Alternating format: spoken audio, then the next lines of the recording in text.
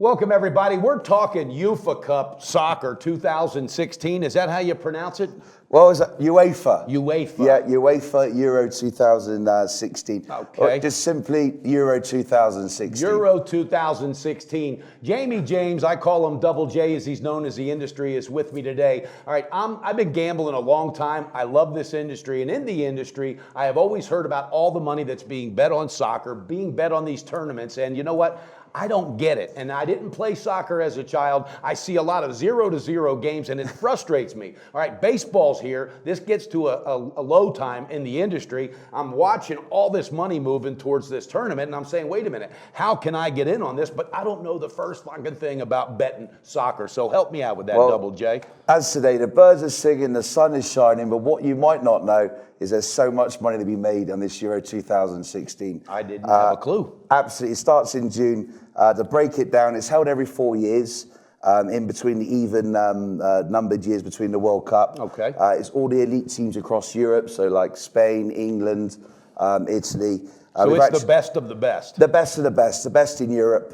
We've got, and it's all the national teams. There's not club level teams. These are all national teams. Okay. So yeah, almost like a World Cup then. Yeah, like for Europe. Okay, I got you. So Just it's the elite national teams of Europe. We've got 24 teams across the whole of Europe. And they're split into 4 groups and 6 teams in a group. Okay. What confuses me, and I'll just put this out there. First of all, the 0-0 games frustrate me. I even made a comment one time, hey, if I could bet that game's going to end 0-0, that's where I would throw all my money. All right. I get confused. They have this group challenge or group play. All right. What's up with group play? I don't understand how you bet that. Well, they start off in the groups, okay? So they play each other once, and the 2 best teams advance through. And then this year it's going to be the 3 of the third best teams will advance through to knockout stages. So initially the tournament, you might see these boring 0-0 games. And then when the teams progress to the knockout stages, that's when you get the extra time and the penalty shootouts, which are very, very exciting. I'm used to high-scoring games with baseball, football, basketball. I mean, hockey, which I love and I'm passionate about and I make a lot of money betting hockey, that's the lowest scoring sport that I deal with. So I've never seen anything like this. Now, where do you find the advantage? Is it on totals? Is it on first half, second half, sides? Or help me out here, because I'm confused. Well, good question there, Mike. I mean, first, what you've got to bear in mind with soccer, you've got 3 outcomes. So you've got to win, lose, and a draw. Okay. So you've got to break. The way not to bet it is to bet like one of those outcomes, because you've got 33% chance on each, right? Okay. So you want to break it down, so you're giving yourself a 50% chance. So you want to bet on something like a goal line, like a puck line, for example. Like hockey, the puck line. Yeah, so you're not like getting screwed with like the 2 options, because your bookie, he's got a 66% advantage straight away if you're betting on just the one, the home win, for example. Okay. Because he's got the draw and he's got the away win.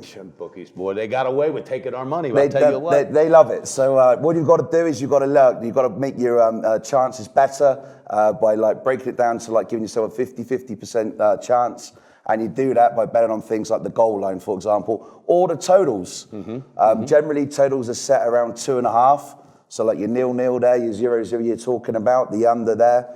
And that's like usually 110, minus 110, the over and the under. And it's generally set about 2.5. It's very competitive, this tournament. You see what I mean? Now, if it was called the Dollar Cup, then I might get it. Okay, now, in betting this, will I be able to bet dollars on these games, or will I have to go, help me out here. Will I be betting in the exchange from that country if I get an offshore book that's, in the UK? No, I mean, you can books all over the world are taking, I mean, it's getting bigger and bigger and bigger. I mean, the Premier League there, we had the fairy tale with Leicester winning at 5,000 to work. I heard, a matter of fact, you even told me about that when we had talked. You had a great feel for that game. Yeah, you heard it here first as well. I like Sweden to win the tournament, and they're at plus 10,000. You're kidding me. No, that's what I like. I really believe they have a. That's your dark horse. That's my dark horse. That's worth $5, isn't it?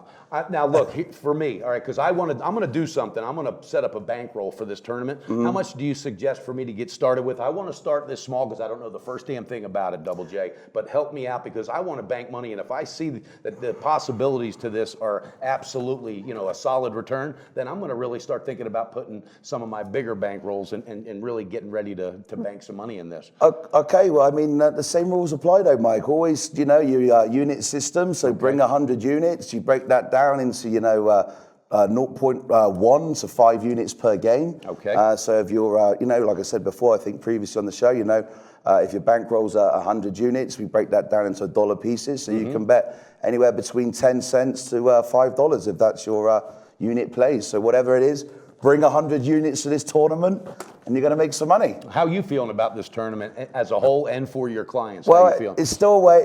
June we've got until it starts going. We've still got a couple of games in Europe left to play, so there can be injuries, could be a factor because certain players could get injured and things like that. So there's still a little bit of information to gather. But Sweden. Okay, Sweden. I like that. When this tournament gets ready to kick off, would you come back on and give some of your picks and what analysis and everything else? It'd be my privilege, of course. Fantastic. Absolutely. Okay, Double J. Well, I'm going to do it. You heard it, folks. There's money to be made in soccer, and if you're like me, just in a regular American sports bettor, okay, take advantage of this opportunity at a low time after baseball. And Sweden, huh? Yeah, and just one last thing as well. Is you can make the game more interesting as well because you can bet on like yellow cards. You can bet on the corners. And yellow card's the penalty, right? That's like when they penalise a player, if a player makes a bad challenge. You can bet on the... Yeah, you can bet on the amount of yellow cards, and it's great because you get a referee who's like a very strict referee, and he's giving out a yellow card left, right, and centre. Yeah. So you bet on the total number of yellow cards. Based on the referee, I love it. Based on that referee, and you got some other guy who's like, I don't know, he's had a few too many sherbets the night before, and he's letting anything go. And so you've got all these things, make it more interesting. That's finding the edge and knowing that information about the referees and so forth. That's how you make money, and there's prop bets that obviously you're going to cash. It's great. You're watching the game and there's a corner and you're celebrating because the corners came in. Wow. So you don't have to worry about these 0-0s. It's very exciting. There's loads of prop bets and there's loads and loads of money to be made. Well, just talking to you today definitely made it more exciting, and if there's money to be made, that's what I'm about, because I'm killing the book in the NBA right now. I'm killing the book in Major League Baseball. Did very well in hockey, and you know what? I want to add this to my list of bookies' asses that I kicked because of Euro, UEFA, whatever it's called, the soccer 2000. UEFA 2016.